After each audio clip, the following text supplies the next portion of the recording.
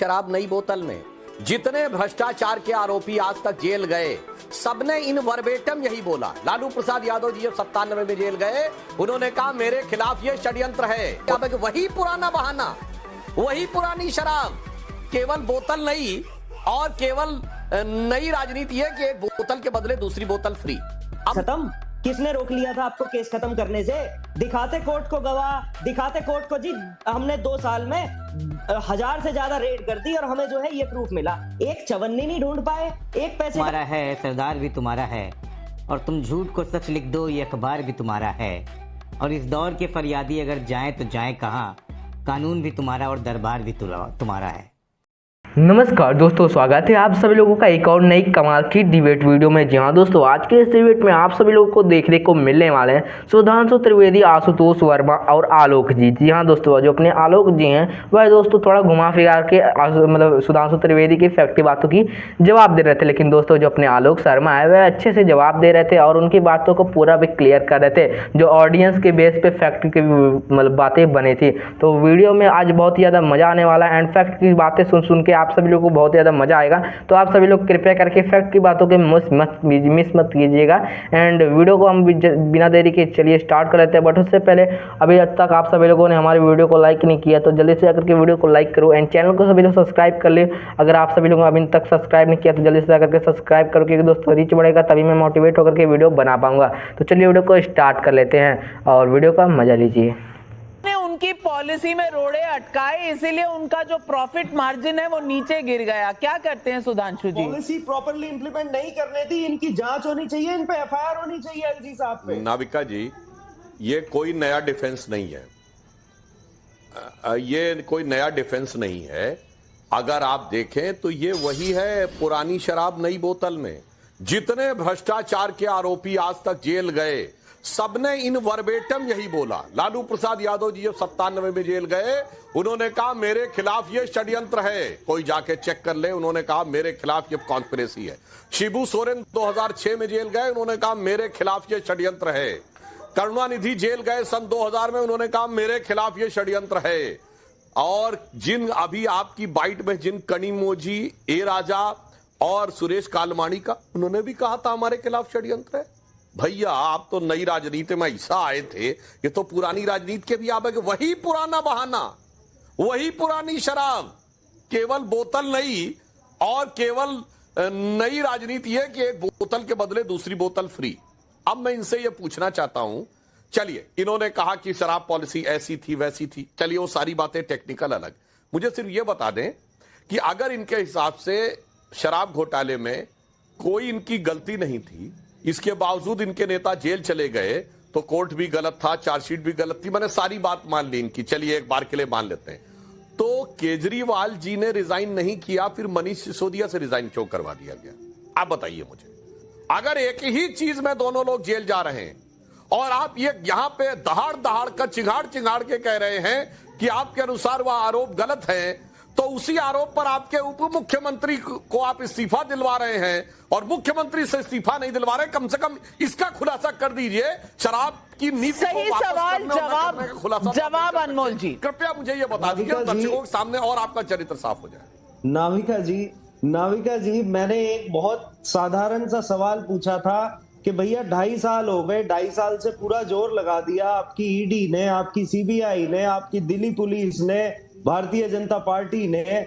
भाई साहब कोर्ट के सामने जाके बता देते ना जी इतने 1000 करोड़ का है, ये रहे गवाह, ये रहा मनी ट्रेल, इतनी 1000 हमने रेड कर ली। चलिए बिल्कुल सही कह रहे हैं अनमोल पवार जी, उनको कोर्ट में प्रूव करना है। लेकिन मुझे ये बता दीजिए कि आप तो संविधान बचाओ आंदोलन में थे ना, तो संविधान के हिसाब से सीएजी रिपोर्ट टेबल के नीचे छुपा क्यों रहे थे, टेबल के ऊपर क्यों नहीं रख रहे थे? इसका जवाब तो दे दीजिए।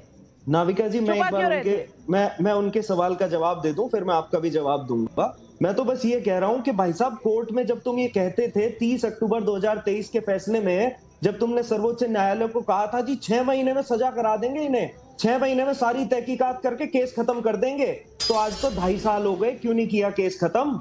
किसने रोक लिया था आपको केस खत्म करने से? दिखाते कोर्ट को गवाह, दिखाते कोर्ट को जी हमने 2 साल में 1000 से ज्यादा रेड कर दी और हमें जो है ये प्रूफ मिला। एक चवन्नी नहीं ढूंढ पाए, एक पैसे का प्रोसीड्स ऑफ मनी नहीं मिला, किसी भी तरह का कोई साक्ष्य नहीं मिला। एक अदालत जनता की भी होती है, एक अदालत जनता की भी होती है अनमोल पवार जी, और उस अदालत में जो हुआ वो आपने देखा। लेकिन आशुतोष वर्मा जी, सुधांशु जी आ रही हूं। आशुतोष जी, मेरा सवाल आपसे ये है, राजनीति अपनी जगह, लेकिन जो संविधान कहता है उसके रूल्स अपनी जगह। अब रूल्स बताते हैं कि हर सरकार को, और वो कोई भी राज्य सरकार हो, सेंट्रल सरकार हो, हर सरकार को अपने जो स्टेटमेंट ऑफ अकाउंट्स का लेखा जोखा देना पड़ता है। हर बिजनेसमैन भी देता है, उसका भी ऑडिटर होता है, और 31 मार्च के बाद उसको वो जमा करने होते हैं रिकॉर्ड। वही रिकॉर्ड की रिपोर्ट आती है, ऑडिट रिपोर्ट कंपनीज की भी आती है, सरकारों की भी आती है। अब ये अरविंद केजरीवाल जी इतनी सारी रिपोर्टें छुपा क्यों रहे थे? क्या ये सवाल जनता का जायज नहीं है?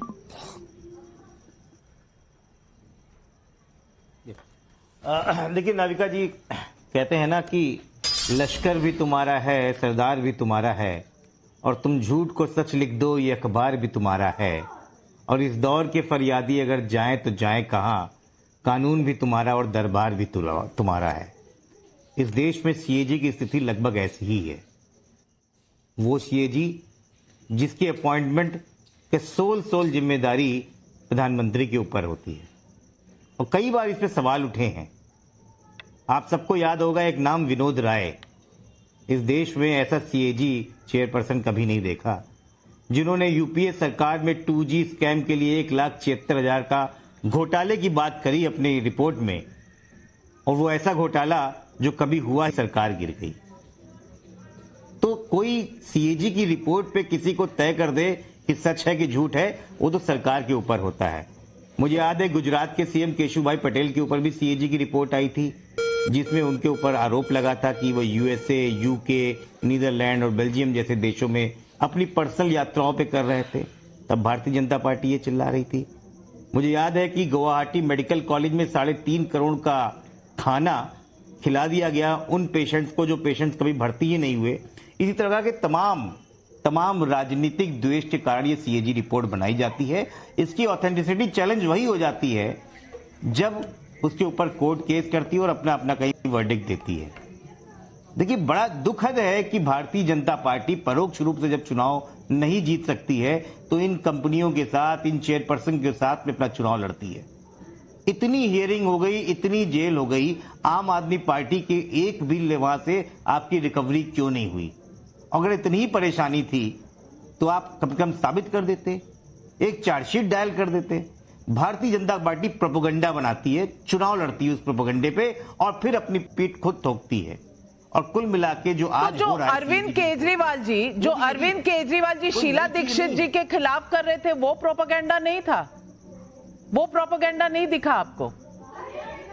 बिल्कुल था, वो था। देखिए, बिल्कुल था, प्रोपेगेंडा था। और देखिए, प्रोपेगेंडा से आप चुनाव जीत सकते हैं, लेकिन लोगों का मन नहीं जीत सकते हैं। तो केजरीवाल नहीं जीत पाए ना मन? भी नहीं चली। भारतीय जनता पार्टी ने ये हर समय हथकंडा अपनाया है।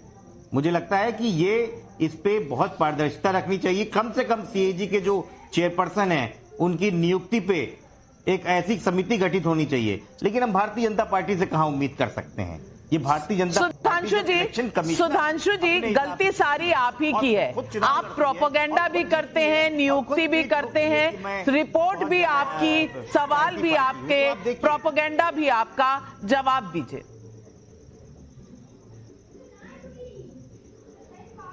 हाँ, बिल्कुल जवाब देता हूं। जो आशुतोष जी ने कहा, पहले तो उन्होंने बड़ा एक शेर सुनाया, तो मैं उनसे पूछना चाहता हूं दर्शकों से, वो कौन सा दौर था जब दरबार भी तुम्हारा था और अखबार भी तुम्हारा था? ये किस दौर में लिखी गई थी मेरे भाई?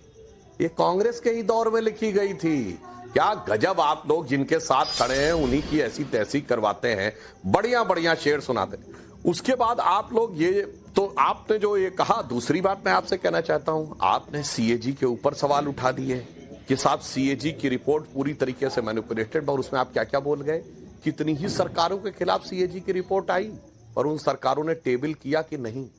दूसरा, आशुतोष जी पढ़े लिखे व्यक्ति हैं, अगर ये ऐसी बचकानी बात बोलें कि 1,76,000 करोड़ की बात अगर सीएजी ने कही और वो घोटाला हुआ ही नहीं है, तो वैसी वाली बात हो गई कि शेयर मार्केट में कोई ये कहे कि साहब इतना पैसा डूब गया, तो कहे पैसा तो वहां किसी ने डिपॉजिट ही नहीं किया था, तो डूब कहां से गया। ये एक प्रकार का बचकाना तर्क है। वो इसके बारे में था कि आपने अलॉटमेंट किया या कुछ पैसे, समझ लीजिए किसी ने चोरी करके अपने घर में पैसा रख लिया और उसके बाद पुलिस बरामद कर ले तो कहे आपका तो पैसा पूरा मिल गया, तो मैंने चोरी की नहीं, तो मुझे चोरी के आरोप से बरी कर देना चाहिए।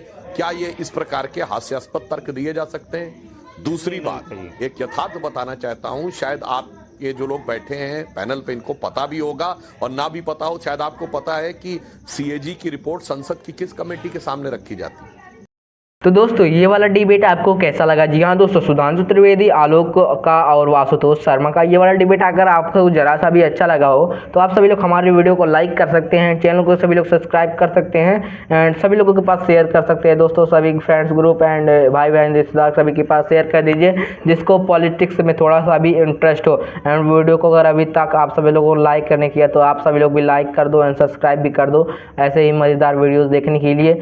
तो दोस्तों अगर आपको ये वाला डिबेट अच्छा लगे तो शेयर कर दीजिएगा एंड अगले वीडियो में मिलते हैं, तब तक के लिए bye bye and Radhe Radhe.